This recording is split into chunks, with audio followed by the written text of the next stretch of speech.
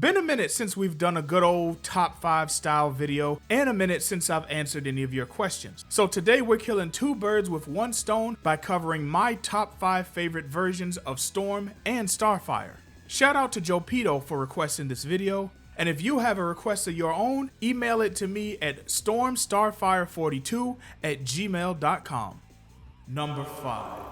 Storm from X-Men Red.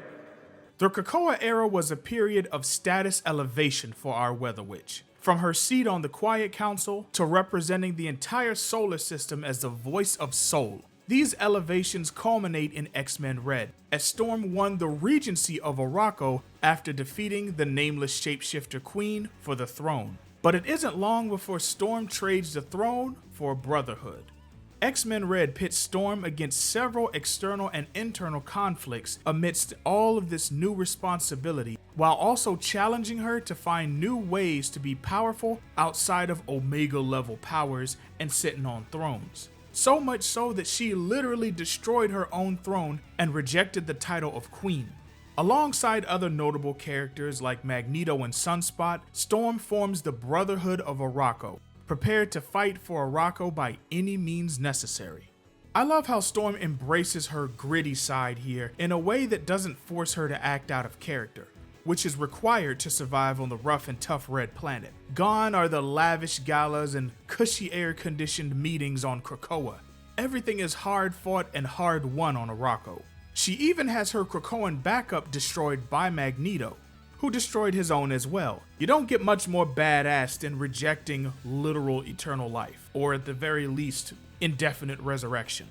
Overall, this is a hotbed of iconic Storm moments, both in and out of the direct X-Men Red title. Storm and the Thor Core, the Sins of Sinister event which saw Storm in the future creating wormholes and immense cosmic blasts of electricity, her showdown with the Horsemen of the Apocalypse, and her pivotal role in the resurrection of Magneto, leading directly into her involvement in the fall of X.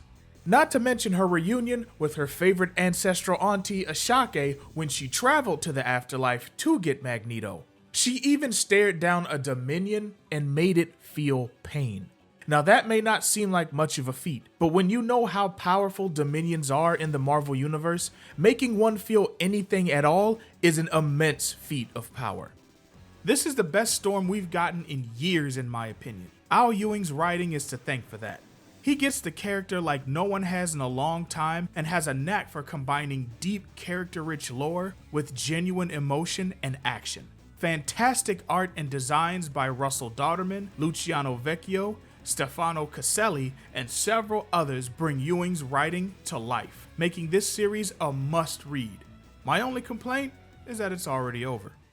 Number 5. Cartoon Network Starfire, 2003 version. For many people, this is still the definitive Starfire, and it's not like it's hard to see why. Her friendliness, optimism, and fun-loving nature is nothing short of endearing, paired with an unstoppable warrior's edge that comes just a few hairs away from leaving her enemies in piles of limbs. And of course there's the classic, I'm an alien who's gonna live on Earth to the fullest even if I don't get everything about Earth's customs bit, which is a core character trait. This is a departure from the original comics, which painted Kori as more of a begrudging follower of Western social customs. This Starfire sees Earth mainly for all the things she likes about it, even if she finds some of the customs, and turns of phrase, strange. The fish out of water stick does get kind of old to me after a while, but this version of Starfire isn't meant to be a character who changes much. She actually changes the least out of all the Teen Titans members, but I think her overall flat character arc works for this show. She's the heart of the team, the glue that holds them all together. But for all the good that this version of Starfire brings, it's also a point of contention within the fandom. Mainly because, as I said before, it's very different from her comic book counterpart.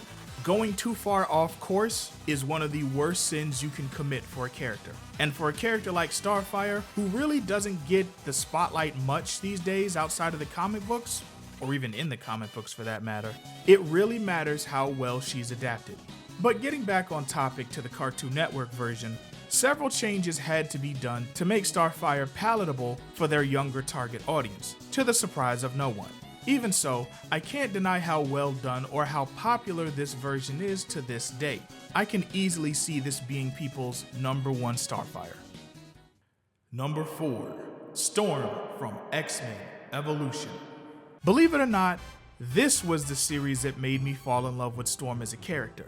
In Evolution, Storm's design is clearly inspired heavily by the Fox movies, which were king during the time of Evolution's airing in the early 2000s. But it adds enough appropriate flair to make it feel more Storm than the way she looks in those movies. I also really dig the addition of the series-specific character Spike, aka Evan, her nephew. This was also my first time seeing a distinctly dark-skinned Storm, and right in the midst of Halle Berry's Storm gracing the silver screen no less. Almost like the universe was trying to balance itself out or something. This version of Storm is also a bit more grounded. Still dramatic to an extent, but less so than her animated series counterpart. But for all this version's strengths, there are a couple things that keep it from being higher on the list.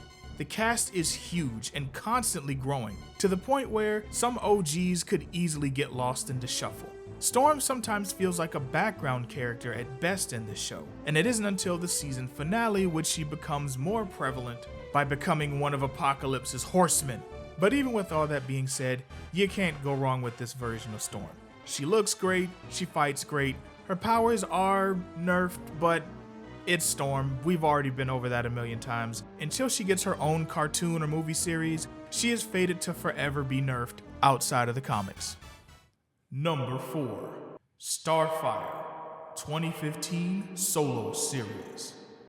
This standalone miniseries from 2015 is the first, and to my knowledge only, solo series featuring Starfire, giving our alien warrior hippie princess some much needed spotlight. It takes place during the New 52, after her time with Red Hood and the Outlaws, and it's more or less a mixture of slice of life alien on Earth antics and good old-fashioned heroics as Starfire tries to settle down in a new town after spending some time in space, which is a running theme for her in the comics.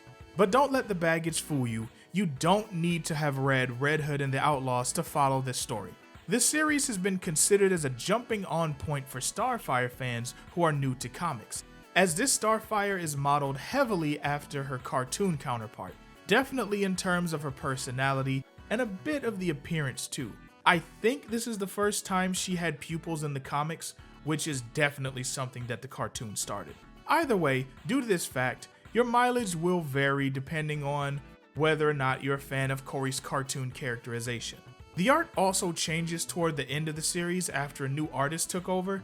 Also, this is a self-contained story, but if you're okay with that and you just want a good Starfire focused time, then you really can't go wrong here.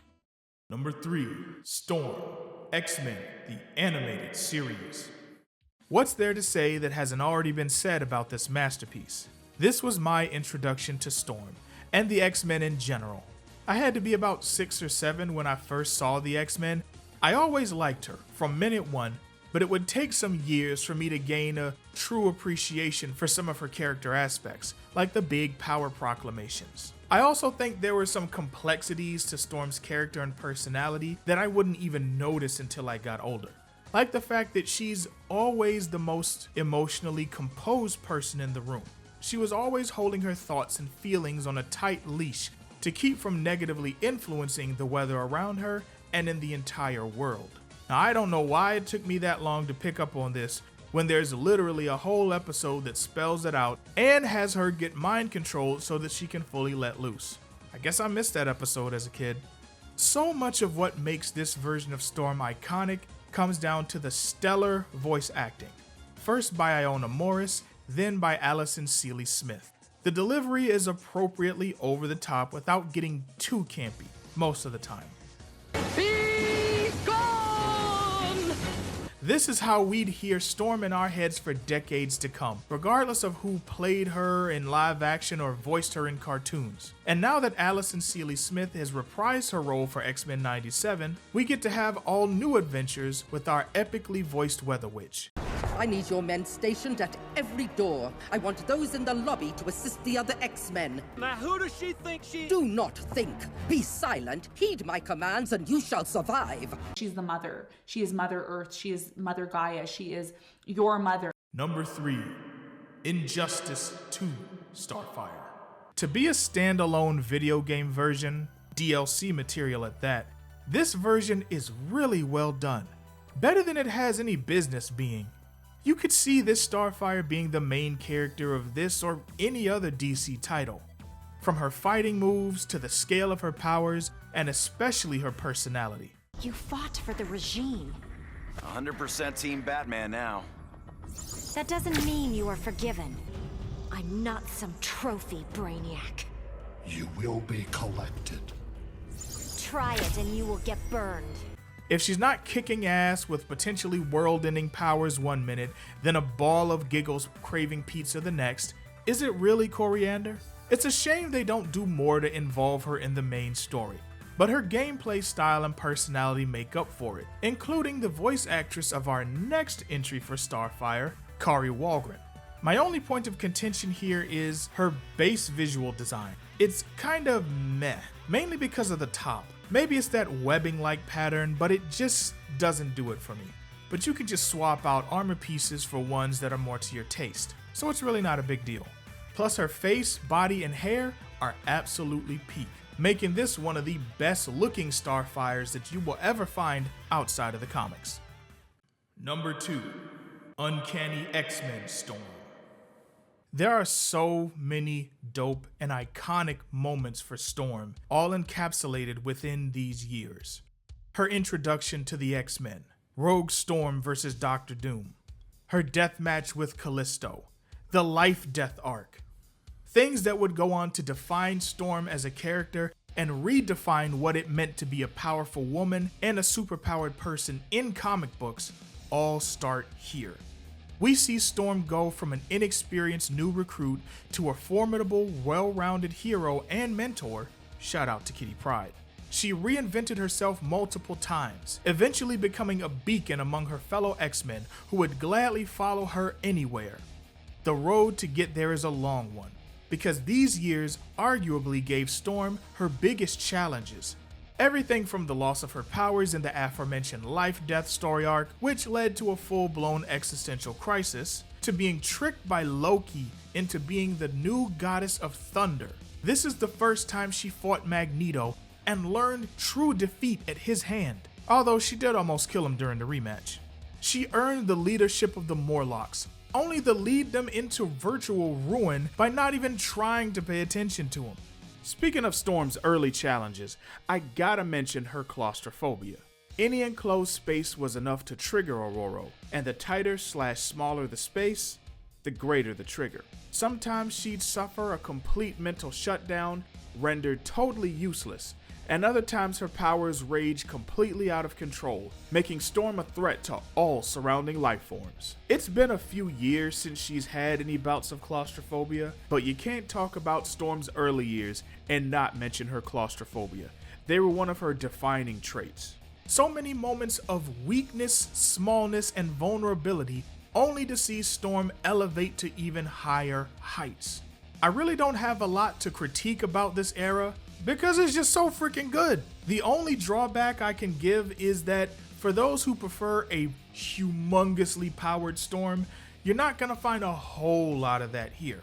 Not to say that it's not here at all, but she arguably took just as many licks as she gave in these years.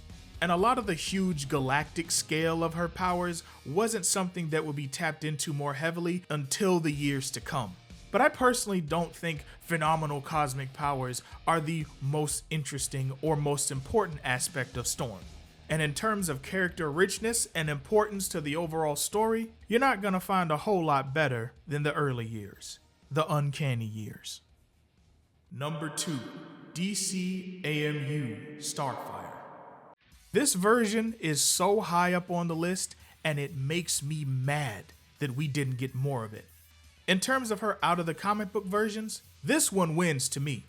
It's a great medium point between the Kori of the iconic NTT years and the Starfire we would meet in the '03 cartoon. You can tell that this is a much older Starfire who's become comfortable living on Earth and fits in well with their society. She's fun and still has a couple fish out of water moments, but not so much that it makes her seem incompetent or ditzy. She's no nonsense when it comes to combat and battle, but not to the point where she's overly dark and gritty. And her compassion and empathy are in full effect in this version. Garfield was 11 when his genetics kicked in and gave him green skin and powers. We still don't know the purpose of Jaime's alien armor or all of its abilities. We just knew they needed help. You have to have a little faith sometimes. Also, this version is a good bit aged up, which means two very important things. One, we can finally see her step into a role of leadership and mentorship over the younger Titans, which is actually a role that she fulfilled in the later years of the comics pre-New 52. And B, the more sexually liberated aspects of her character don't have to be neutered. You did very well. You lasted far longer this time. I meant in training, of course. He's very proficient when we have— Kori! Okay. Actually, none of her character has to be neutered here. And I think that's why I love this version so much, because we truly get to see full-blown Starfire in animation. I only wish that she had been allowed to play more of a lead role in these films. She's not really leading the plot in any significant way. Doesn't mean she doesn't have some solid scenes though. And we get to see her in a happy, healthy relationship with Nightwing. Yeah, I think I hate DC for discontinuing these movies, if for no other reason than we actually could have got to see Starfire and Nightwing get married. Number 1. Storm from X-Men, Worlds Apart. All of Storm's greatest attributes are firing on all cylinders in this 4-part miniseries that closely examines Storm as a character, while she juggles her duties as co-leader of the X-Men alongside Cyclops and being Queen of Wakanda while married to Black Panther. Writer Christopher Yost displays his strengths with character writing in a way that few writers have been able to do with the Weather Witch before or since. This is shown clearly with how he writes Storm's powers, which are often a challenge for writers even in the comics sometimes. But here, it's just right. All of Storm's actions leave an impact that you can easily tell is unmatched in the X-Men world. She never feels weak, more like she's always holding back for the sake of others, which is on brand. But she doesn't feel so strong that she's completely unbeatable. Yost accomplishes this by pitting Storm against foes that have distinct advantages over her, or by putting her in positions where her morals restrict her from fighting with full force. But at the same time, we get plenty of shots of Storm dispatching foes with relative ease. So you get this nice balance of power versus challenge that genuinely keeps you invested. She also gets multiple big and small power moments, many of which are iconic for her now, like her inner ear attack that she used on Black Panther, or her intercontinental lightning bolt that she did on the X-Jet. Yost also displays a vast knowledge of Storm's character history, personality, morals, and inner struggles, but does so without it feeling contrived. Nothing in this series feels like a straight up ass pull, at least no more than any other well-written comic book. I'm avoiding spoilers here even more than I did at other parts of this video, cause I really do think this is a must read for Storm fans. But if you want me to cover the series in depth, let me know in the comments. As powerful as the writing is, the art is just as good, if not better. Dio Neves brings his A game across all 4 issues with some sick covers as well. I mean, just look at this. This is peak Storm right here, and it really shows how artistic comic books can be. I think this is one of the most iconic comic book covers of all time. And things only get better with the interiors. I mean, just look at this establishing shot. Storm's beauty is nothing short of captivating, with a body to die for. She's so sexy in this book, she practically deserves her own sexual orientation. Like, are you straight, gay, bi, pan? No. I only have eyes for Storm. I'm Storm sexual. I'm sorry. I couldn't resist. But her sex appeal doesn't detract from the fact that this woman is a walking apocalypse waiting to happen, who only holds herself back because she is also a woman of high moral fortitude. Her physique is exactly what you'd expect from a woman who's been running, jumping, punching, and kicking since she was 7 years old. Though if I did want to put on more critical lenses, I do have to point out her skin tone. Anything from medium brown to dark brown is Storm's home for me. This design, little further on the lighter brown side of things than I would prefer. But I don't want to rag on the art or the design too much because I really do think it's phenomenal. Everyone else is also drawn in a similar fashion. Everyone basically looks like a living god. Even the Shadow King looks insane, and he doesn't even have a body. Peak superhero comic books right here. And it's just so good! Go read it. Number 1. New Teen Titans, Starfire. I've said it before and I'll say it again. It's no wonder why Princess Koriand'r of Tamaran was once golden skinned. George Perez and Marv Wolfman literally struck gold when making this character. Starting in NTT Volume 1 Issue 1, we meet Koriand'r as she blasts her way out of a slave ship. Over the next few issues, we learn the basics of her backstory, as well as everything we need to know about Starfire to get behind her character.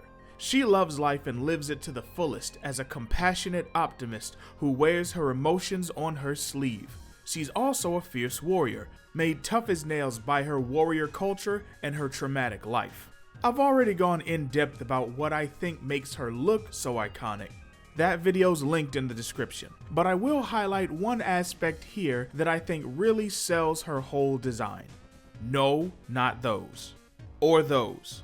I'm talking about her eyes. Her large, round eyes, even without pupils, convey so much emotion. She literally wears her wide-eyed optimism right on her face. And that's not just a good look, that's good character design.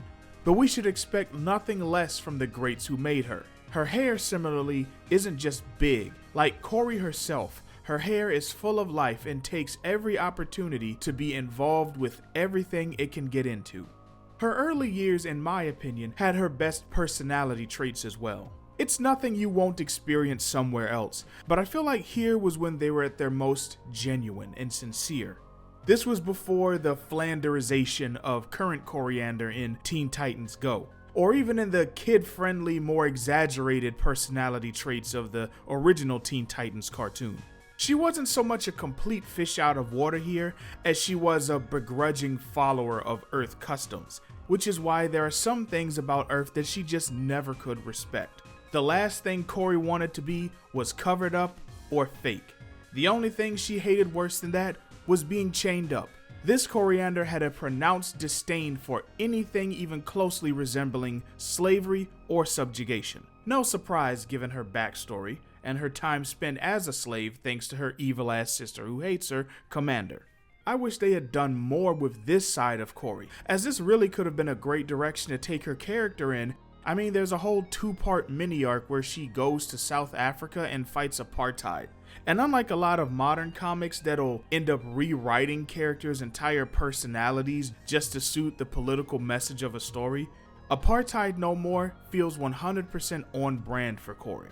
But all these things are why NTT Kori is the foundation for the character.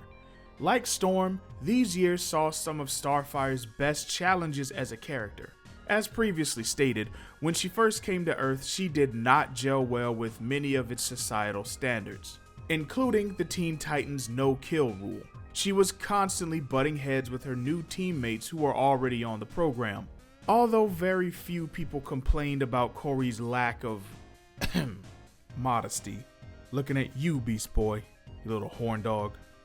And it was the fact that she was all of these things, combined with childlike excitement for life, compassion, and optimism that made her such a compelling character. And that's why I ride for New Teen Titans Kori the hardest, just the way Marv Wolfman and the late great George Perez designed her. There are elements of her character that I prefer from other eras, like her power level in the post-crisis Titan years. Those years also had a couple of remodels of her OG outfit that I think honestly make a better, more fully fleshed out design than her original Space Kini. But these looks capitalize on what Wolfman and Perez had already made work so well. The way she looks, the way she fights, her personality, her relationships, her struggles, her victories, and her overall character direction are all exemplary during the new Teen Titans era. So it's no wonder that this is my #1 Starfire. Which ones are yours? Especially if you have some ones that I didn't name on this list. And after that, you know what time it is. Click this video right here to get you some more Weather Witch goddessness or some alien warrior hippie princess in your life. And until next time, keep simping.